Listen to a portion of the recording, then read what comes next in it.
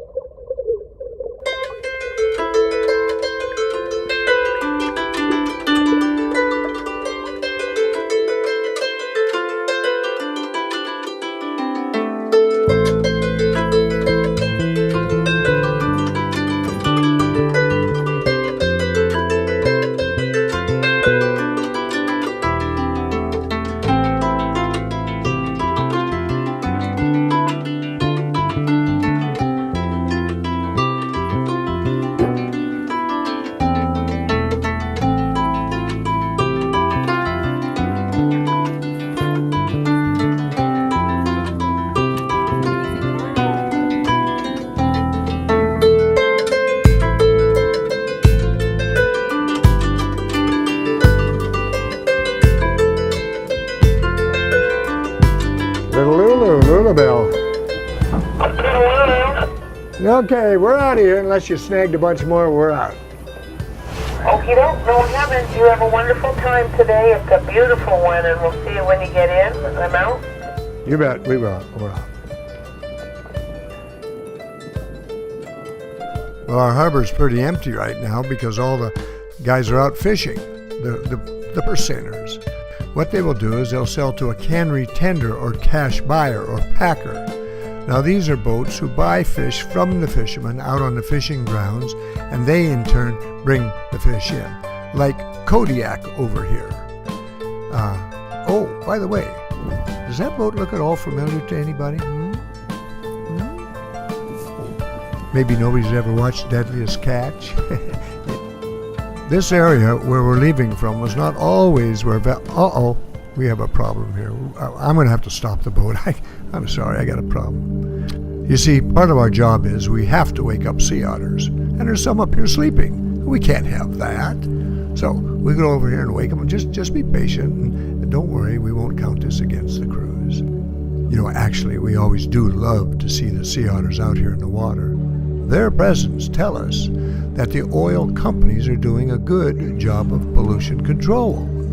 If this were oily, polluted water, those little guys couldn't be here. No. See, they rely solely upon their fur to keep them warm. They don't have a layer of blubber on them like other marine mammals, just their fur.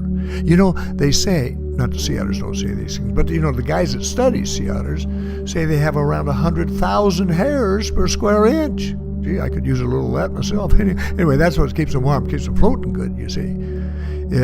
And when they get hungry, they simply roll over and dive down to the bottom of the bay and pick up something to eat.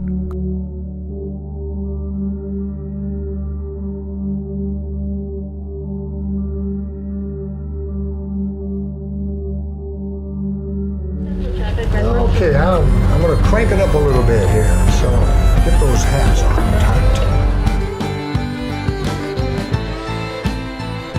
Now we're coming up on Anderson Waterfall. This is the biggest waterfall you will see today, on the cruise anyway. Oh, by the way, do you know that all these waterfalls freeze solid in the wintertime? They all do.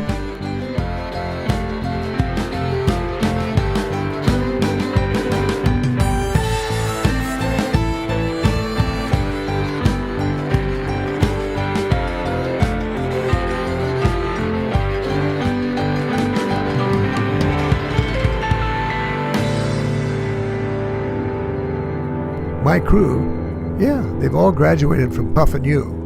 In fact, Tosh is up in the bow now. She's going to show us where there's some puffins. Huh? Well, you want us to go closer? Okay. Oh, all right, we'll get a little closer.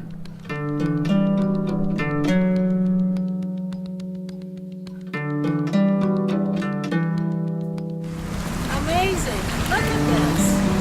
How can you get the boat in here? Ah! We're going in the cave.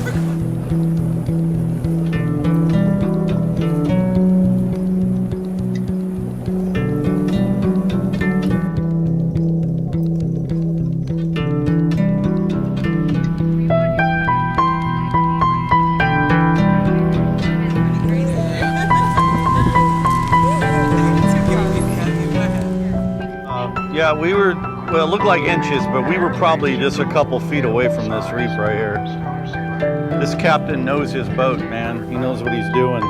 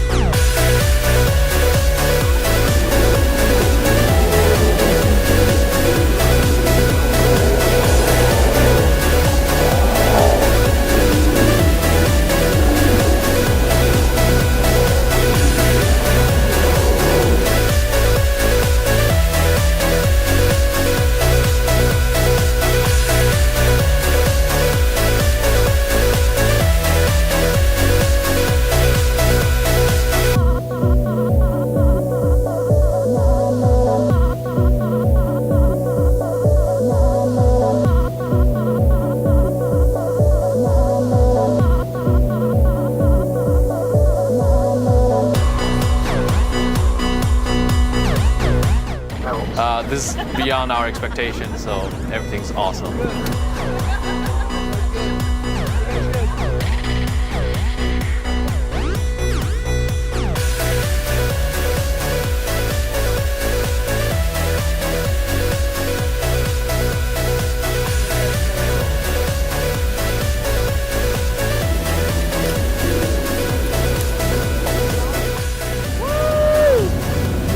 It's awesome. Oh, man.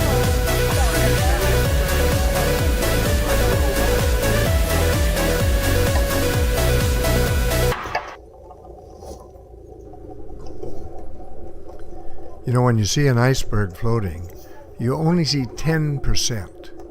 90% is below the level of the water, big or small. Doesn't matter if it's a little one in your glass or one out here floating the size of the first interstate bank buildings now. You only see 10%, 90% below, big or small.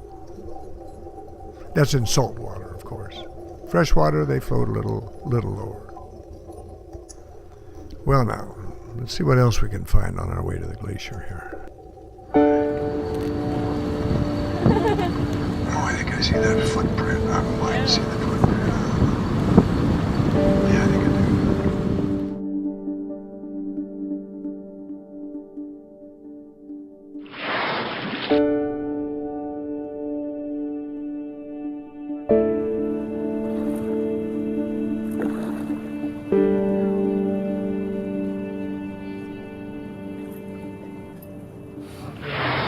There we go.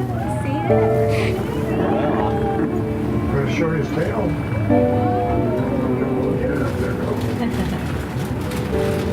Oh, looky there. Cool. Oh my goodness, that's beautiful.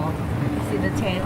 Yeah. Now, the distinguishing characteristic of a humpback whale are the pectoral fins.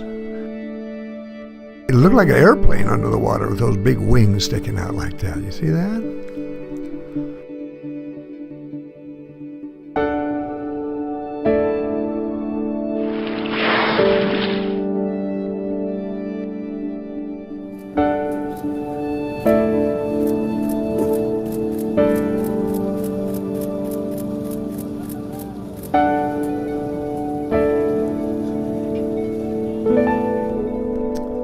We want to get behind the whale so we can get I'd like to get a square-on shot of that tail fluke for you.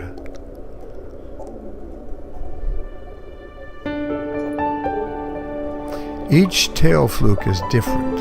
I mean, some are black, some are white, some are spotted, and some have notches taken out of them. So we think that we can tell the difference between all the different whales. When you see the tail flukes, when they show the tail flukes, that means they're going to make a deeper dive. And then we might not see them for a few minutes.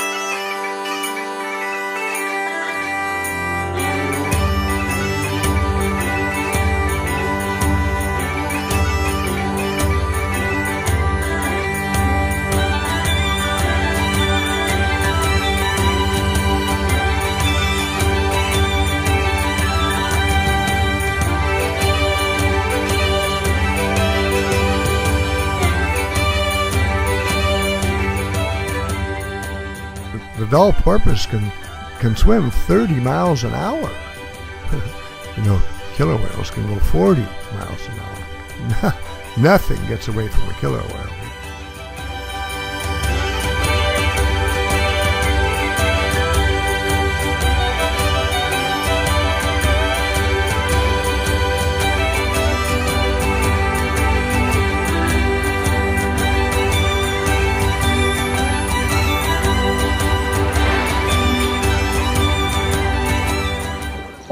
To come to Alaska for our 6th year anniversary. Took this cruise to see glaciers and wildlife. So far it's been great and it just started. Beautiful day. Excited to see the rest of the trip.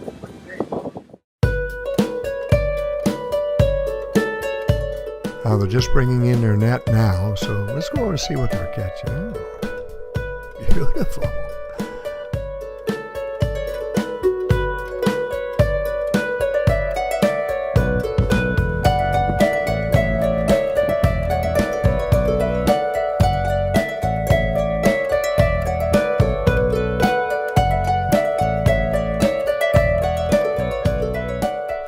Columbia Glacier that we see in the background there, that's still over 3.5 miles away from us. And when the Harriman Alaska expedition was up here in Alaska in 1899, this expedition was headed up and financed by a fellow by the name of Edward Harriman. Edward was advised by his doctor that he'd better just take it easy, work it too hard. So Edward decided to take the summer off, and he came up here to study and photograph glaciers. Now, when they saw this glacier, they found it to be the largest one and the most impressive one that they'd seen, so they called it Columbia, after their school, Columbia University. Oh, they were right. It is the largest glacier in Prince William Sound. It's the 4th largest glacier in Alaska. The Lu-Lu Belle is amazing. We've had a wonderful day out here on the water. We've seen whales, multiple whales. We got to see puffins. I've never been this close to a glacier before. We had a gorgeous day. It's just been an amazing trip with a wonderful host and great food. It's been great.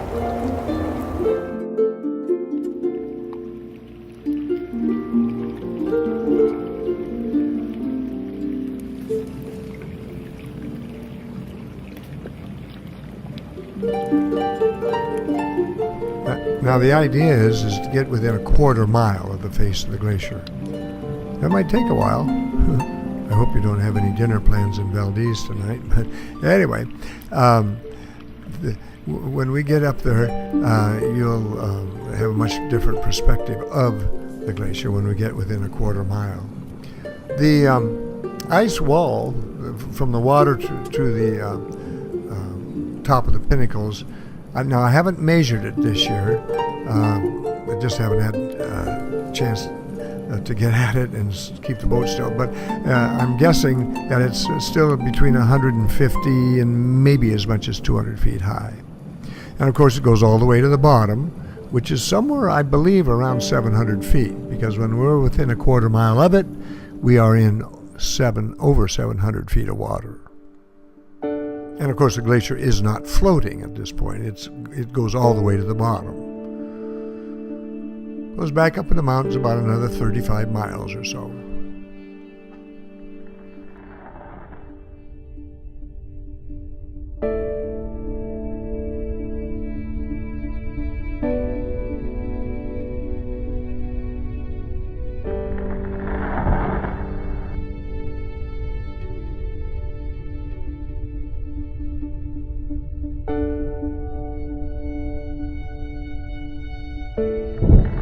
I mean, how often do you get to do this? This is pretty amazing. Everybody should be taking this tour.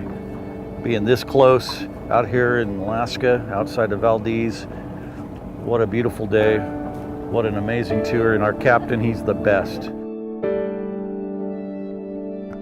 Some people like to use these as their Christmas cards. Well, it's almost Christmas. Look how cute. It's 6 months. Merry Christmas. And it doesn't matter where you come from. We're ready for everybody. Yes, we are. Now, oh, I know. We have some humbugs aboard. Well, okay. We'll save you. That's okay. Oh, she must have it out. Rest of your life.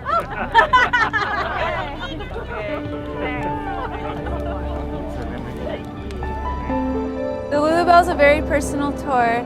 The owner is also the operator, and a day with Captain Fred is always a day to remember. It's the best job in the world. I love it. Shooter! That's the shooter I'm telling you about! Seriously, I told you it was! We're gonna fill that. That was so it just came from the bottom. Look at that shooting! Shoot!